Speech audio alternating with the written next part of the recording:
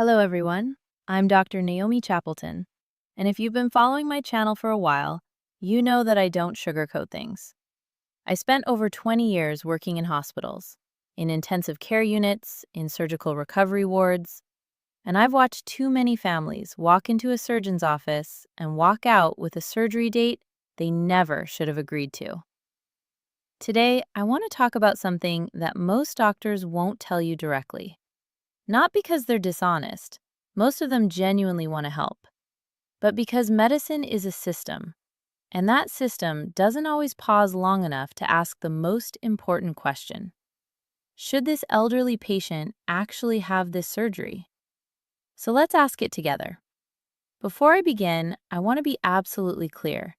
I am not telling you to refuse all medical care. I am not anti-surgery. There are absolutely situations where surgery is the right and necessary choice. What I am saying is that for seniors, and I mean anyone over 70, or anyone with multiple chronic conditions, certain surgeries carry risks so extreme that in many cases, the cure is worse than the disease. These are the 5 surgeries that, based on current geriatric evidence and decades of clinical experience, I believe seniors and their families must approach with the utmost caution.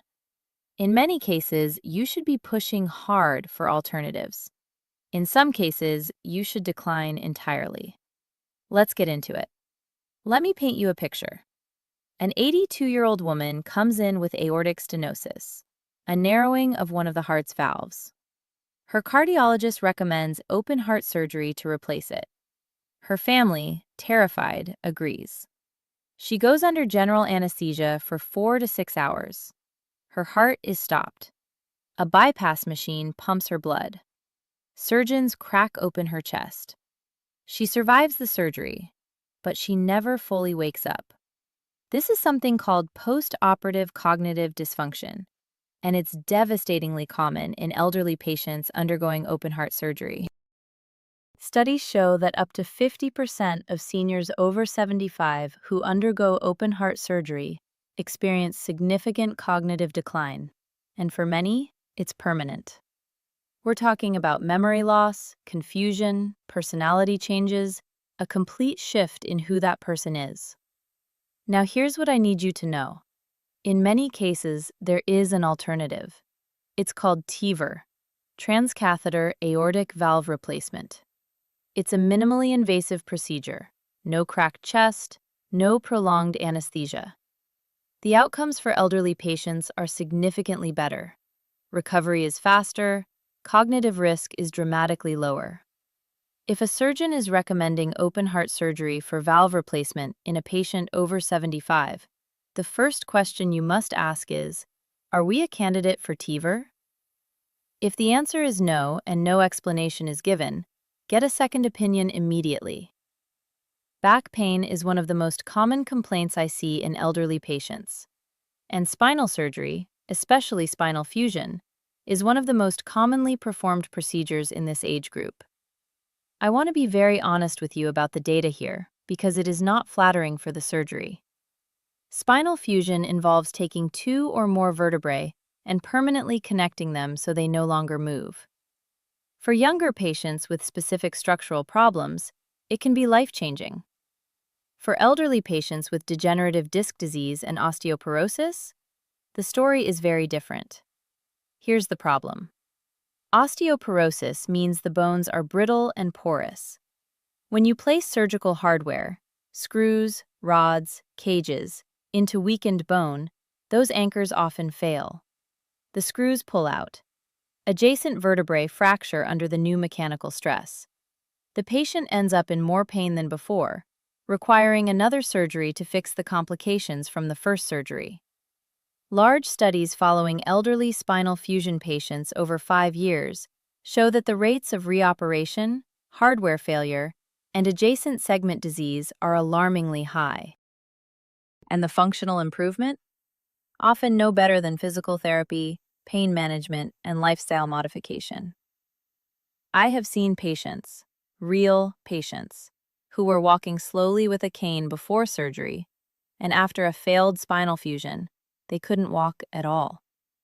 That is not a hypothetical. That is a documented pattern. My guidance?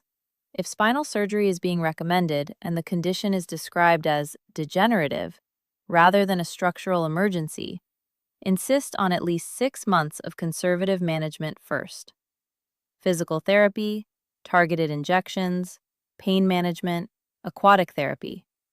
If a surgeon won't discuss alternatives, walk out of that office.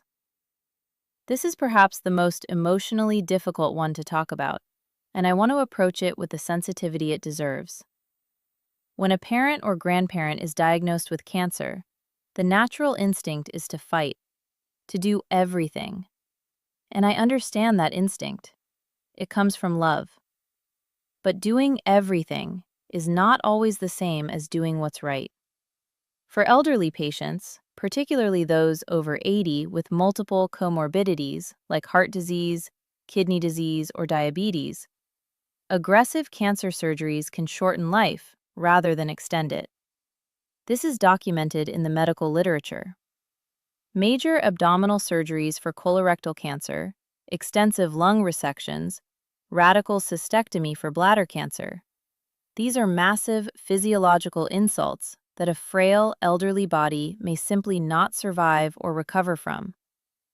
A patient who undergoes a 6-hour cancer surgery may spend weeks in the ICU, may develop pneumonia, sepsis, blood clots, pressure ulcers. They may never leave the hospital. And even if they do, the post-surgical recovery can consume the last months of their life in pain and hospitalizations, rather than at home, surrounded by family. This is not defeatism. This is honesty. What I always recommend in these situations is a meeting with a palliative care specialist.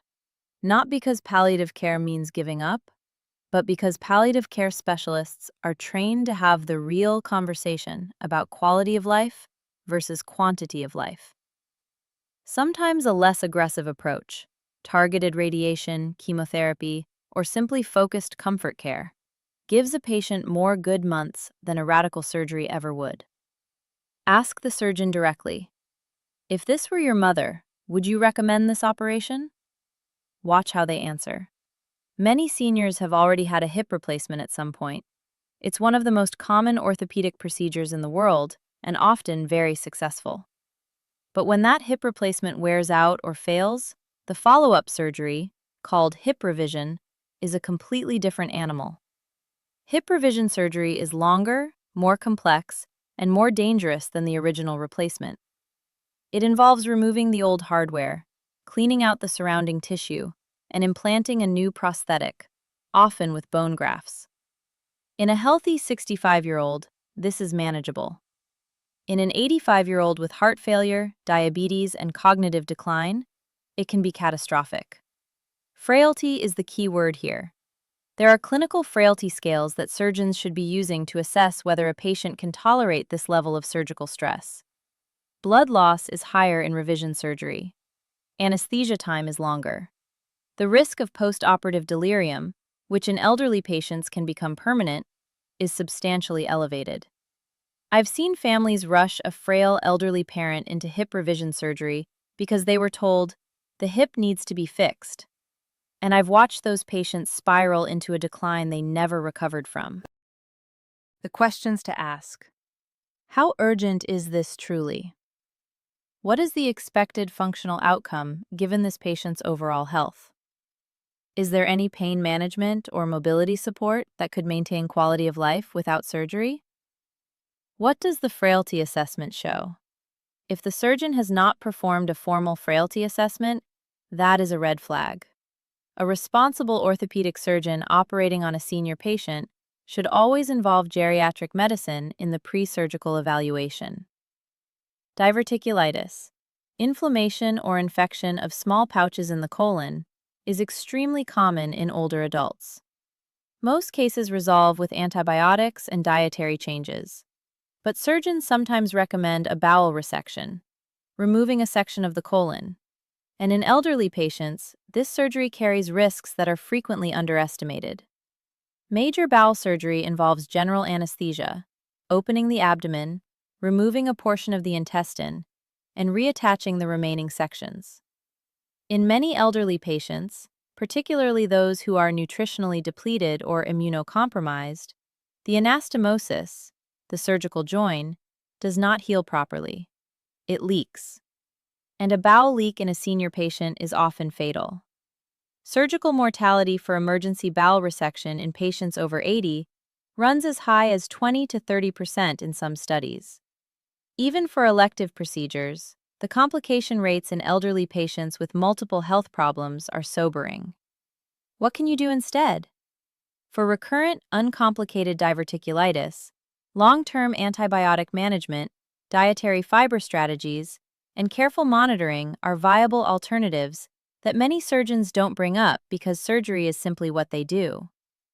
For complicated cases involving abscess, interventional radiology techniques like percutaneous drainage may avoid or delay the need for open surgery. I always encourage patients to ask, what happens if we don't operate? If the surgeon cannot give a clear, honest answer to that question, they are not having the right conversation with you. I want to leave you with something that I tell every patient and every family who sits across from me in my office. The word surgery can feel like a solution, like action, like fighting. But for elderly patients, for our parents, our grandparents, ourselves, surgery is always a negotiation between potential benefit and very real risk. And that negotiation must happen with full information. You have the right to ask for time. You have the right to a second opinion. You have the right to ask your surgeon to walk you through the evidence, not just what's possible, but what the typical outcomes look like for someone with your loved one's specific age, health status, and frailty level.